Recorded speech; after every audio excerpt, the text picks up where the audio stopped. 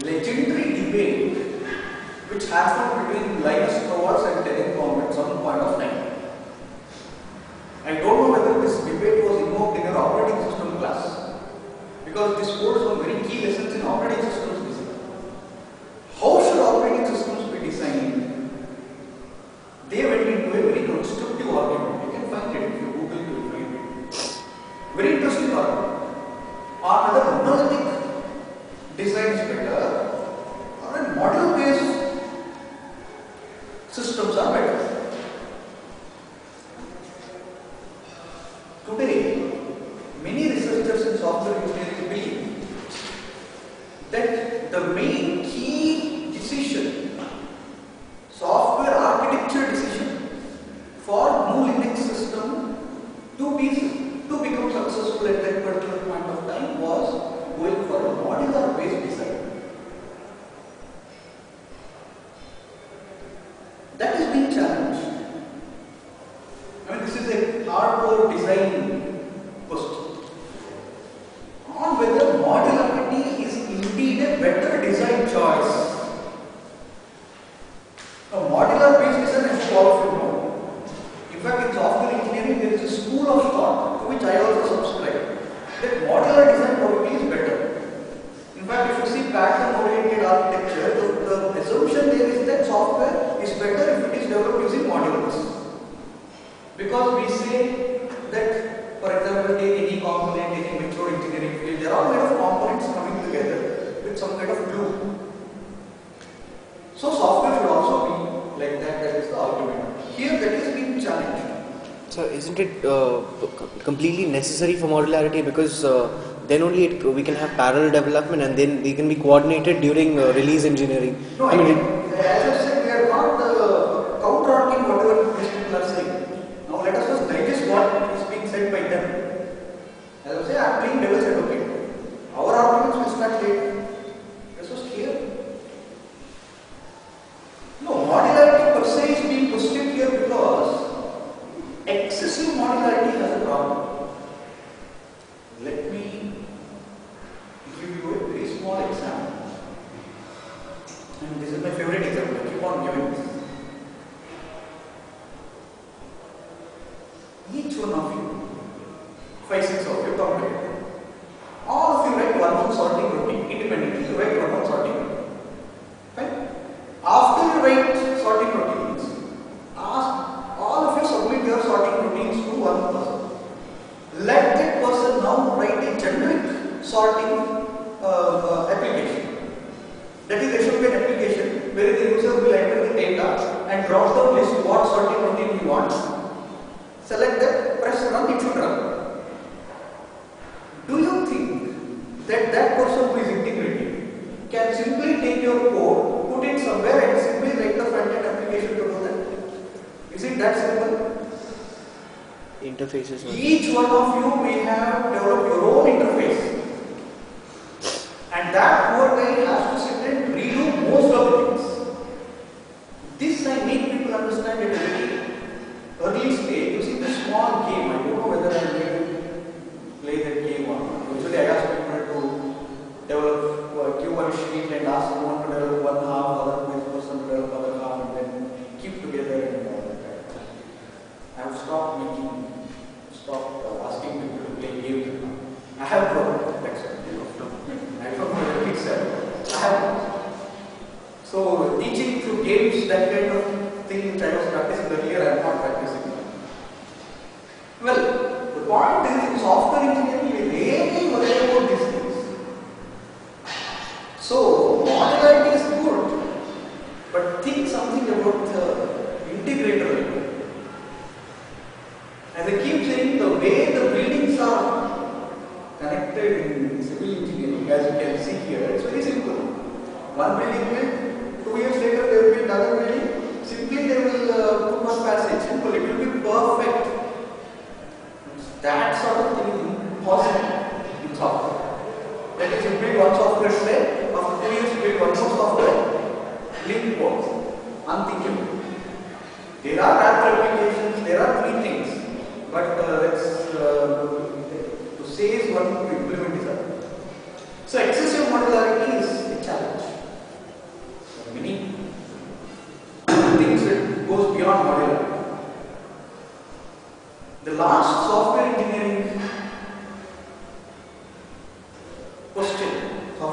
related question asked is again something which all of us really should listen to.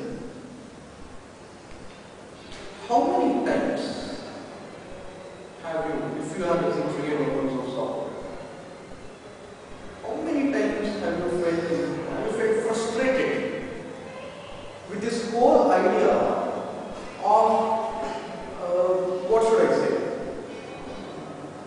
What is that word? I am not getting the word. ಒಟ್ಟಿಗೆ work ಮಾಡೋದಕ್ಕೆ what is LAMP? What is LAMP? Apache, MySQL, PHP. What is LAMP called as? Something works with one thing. What is the word to use here? Okay, I am not getting the word. Let me use the word dependency. That's not the word I am actually thinking of. See, for example, there are systems which depend on one another. This includes device drivers. This includes, for example, this LAMP-based system, wherein Apache and MySQL and PHP should work together with the new Linux system. How many times have you felt frustrated? I have felt it many times. In fact, my latest blogging experience ended because of one such very bitter experience last year. Wherein suddenly in our server the MySQL was upgraded. And to find the relevant CMS system, I was using WordPress then. To suit that was a real frustration. I was trying for 2 days and I gave up. It's not possible. PHP, for example, say 5.2.1 comes.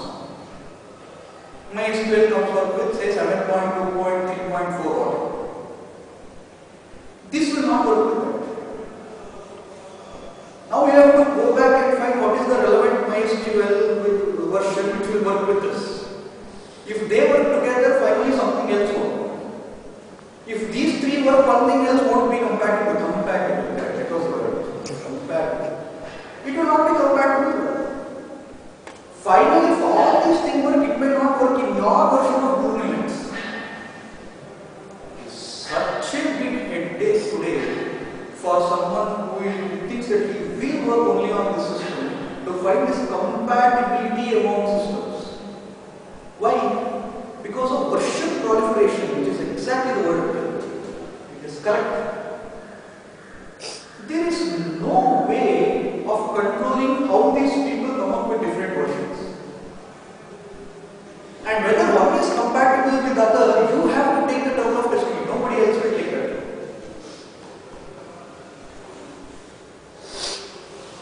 In practical usage of free and open source software, this is the actual problem.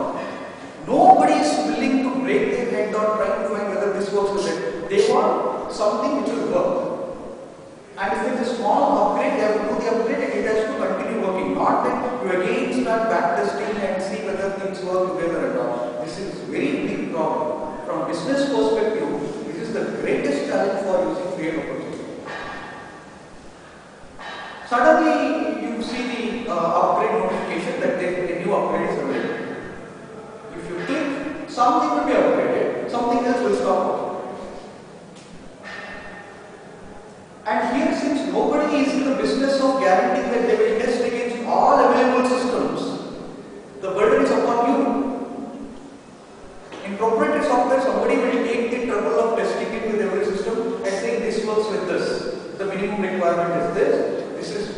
This is what the system is looking for. It will work with this. You have that guarantee. You can read it. Okay, this does not fit my requirements. Leave it there. In free and open source, who is doing that? Have you ever seen system requirement kind of document? It will never be there. The compatibility will never be written explicitly. So I think this is one big problem. Second big problem is standardization. That is also written there. Can we, for God's sake, I think somebody asked this, include one more freedom in the 4 freedoms of free software. The freedom from upgrades. If I am using a GNU Linux system, I am compelled to upgrade If I am using Ubuntu, I have to upgrade every 6 months. If I don't upgrade, I will be behind. We started in MSRIT GNU Linux User 2. We started encouraging Ubuntu from 2006. Before that, we were encouraging something else. From 2006, we deliberately started encouraging Ubuntu. For a reason that it was stable. I mean, at least I am using GNU Linux from times where there was no Ubuntu also. When there was no Red Hat Linux also. From that time we are using that system. But today we subscribe to Ubuntu for a different reason, that few things become very simple. With Ubuntu, if I don't upgrade myself for every 6 months, I am very sure I lost the touch with the community. Once your operating system, which is the bedrock for everything else in computer, changes every 6 months, you are bound to have problems.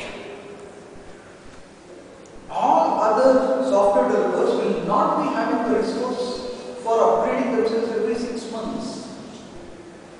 See, if operating system gets upgraded once in 6 months, you have to test everything for compatibility. Do you know how difficult it is?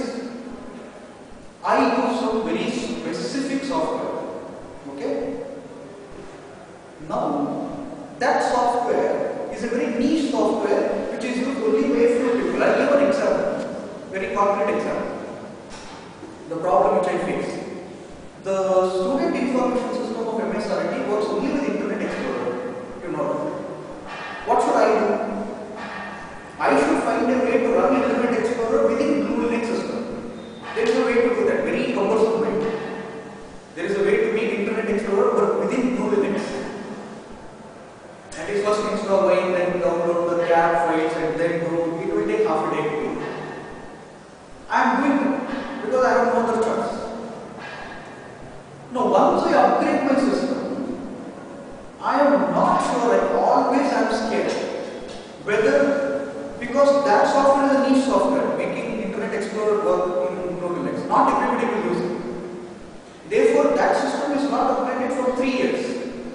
So every time I upgrade my Ubuntu system, I have this big worry whether this will work here or not. If it does not work, I am having a big time problem. There is no standardization here. For example, if somebody asks, you all know CMS, very good example, CMS. You all have some exposure to CMS. Tomorrow you have to develop some application using CMS. Which CMS would you prescribe? Do you have some standard metrics to say this is better than this? Do you have? Or if you select one CMS based on some identified criteria, can you guarantee your client that there will be enough support available from your side for the system for the next 5-6 years? If you don't commit that, why should he go for this system? For you, running the business is important.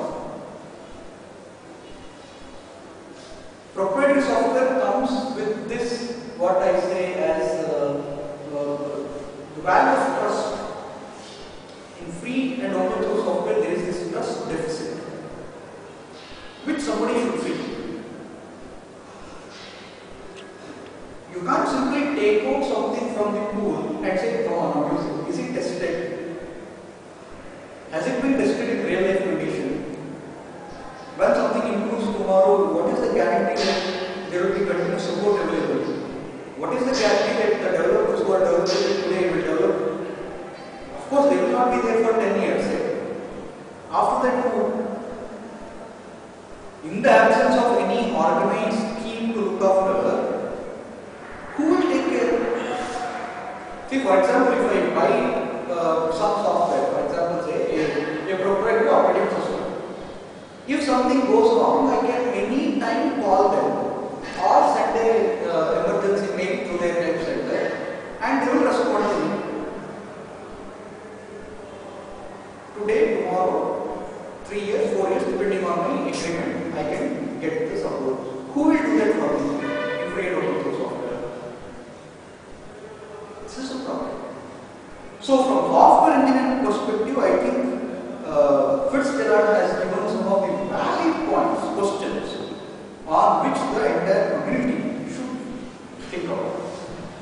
The other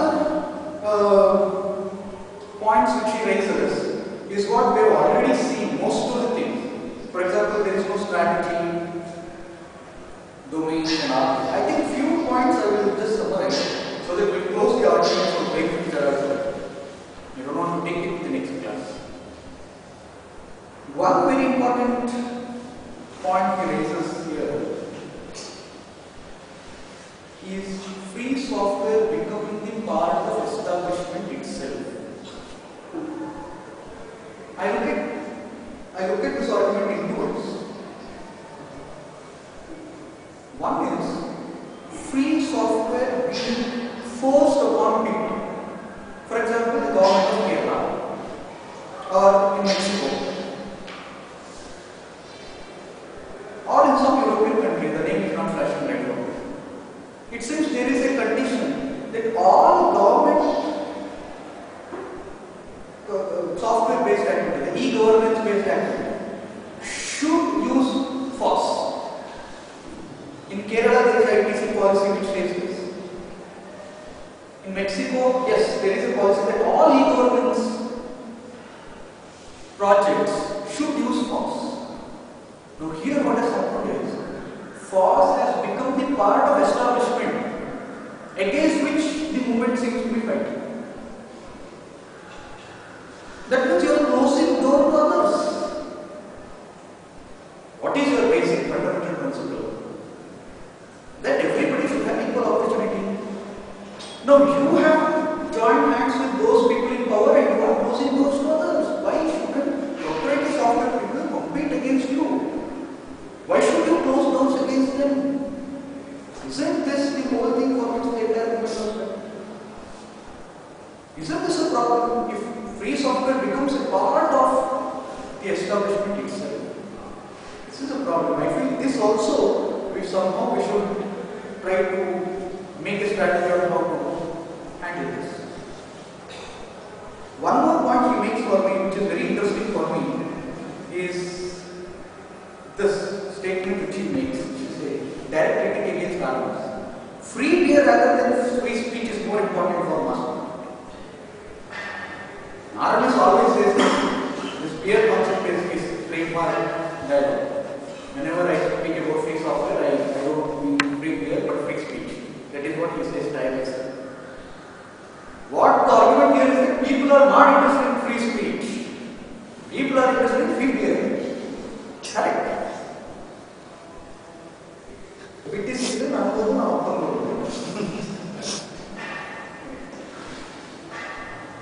So people are more interested in that, which you are not getting. You are trying to undermine what people want. The point here precisely is that Kannadadalli you know ಆಚಾರ ಅವಕ್ಕೆ ಬದನೆಕಾಯಿ ತಿಕ್ಕೋಗಿ ಅಂದ್ರೆ ಈ ordinary people are not interested in your philosophical talk. They don't want your freedom, free speech and all. What they want is, what can I get from this? Free beer. Okay, I am interested. You say free speech, okay, keep it for yourself. So for mass market, you are not giving them what they want. You are talking all philosophy. Is what is being questioned here, I think it's relevant. I have experienced it many times. And these philosophers, what happens tomorrow, if they are there today, what after RMS? Well, RMS is not superhuman, no? He will also tell something. What after RMS? Or that is okay. After RMS, okay. There is mad dog at all. Nobody will take over. But what about Linus Torvalds? Till today, Linus Torvalds is the ultimate gatekeeper for Linux kernel. Till today, he is the ultimate gatekeeper. What goes into the Linux kernel, he decides. 10,000 people may contribute. That will go through various filters. Top of the ladder, he is sitting there. He has that ultimate key. Tomorrow, say, bad news. Tomorrow, suddenly Linus Torvalds, okay, what will happen? He is the only person having to master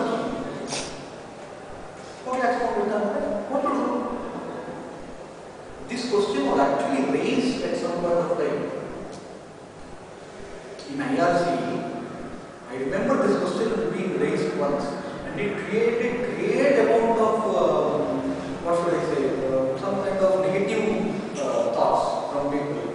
Why should we think? I think this is a relevant question which we should ask. What I am saying is there should be some smooth transfer of power, or the power should be distributed. Some kind of organizational stability is required. I mean, Linus Torvalds are not targeting Linus Torvalds per se. I am speaking of every such free and open source project where the ultimate key is reserved with few people. And what happens if those people are not in the same team? They may not only due to natural, they may lose interest. Something may happen, there may be, as he says, there may be burnout. After burnout, they will dissolve. Let's take sannyas and tell her, but what do they want? That is why humans have found out this idea of organization and other things. Because we should not depend on individuals. See, our system depends too much on individuals. The modern organization does not depend on individuals. It depends on a power structure where power is distributed across the board. So, for example, today even Steve Jobs is not well and he is not coming to the company, does not mean that Apple will shut stop. The moment Bill Gates went out of Microsoft, Microsoft did not stop working. Because there is a structure. Somebody will take his place and continue working. I mean, tomorrow Sachin Tendulkar goes, retires. I don't think it happens, but anyway, he retires. We will not stop playing now.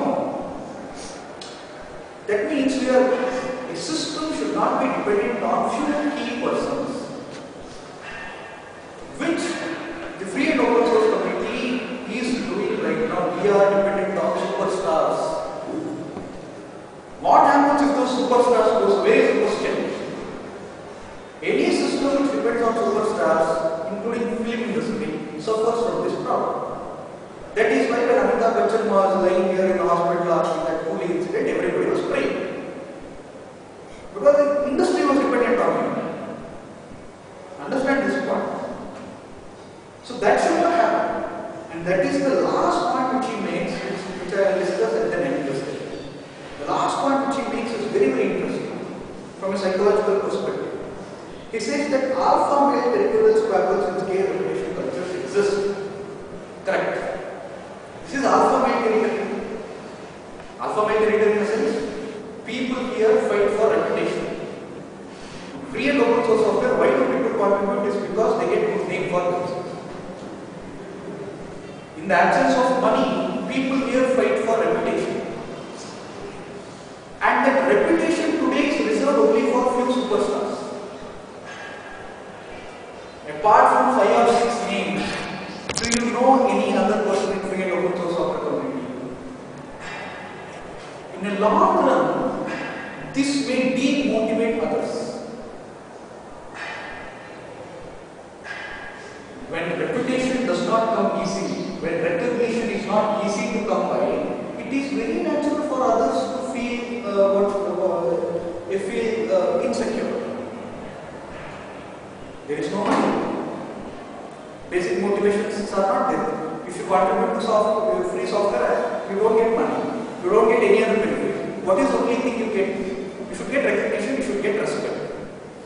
If you even don't get that, then there is a possibility of people getting demotivated, which is happening. So, Brent Fitzgerald has given a long list, which I feel some are very critical, technically sound arguments. Some very decent common sense questions we ask. And Barna's argument I have included here itself by saying that the core quality concerns in a very concrete way has to be debated. The other arguments of Ross Anderson and Scott Hissam will take a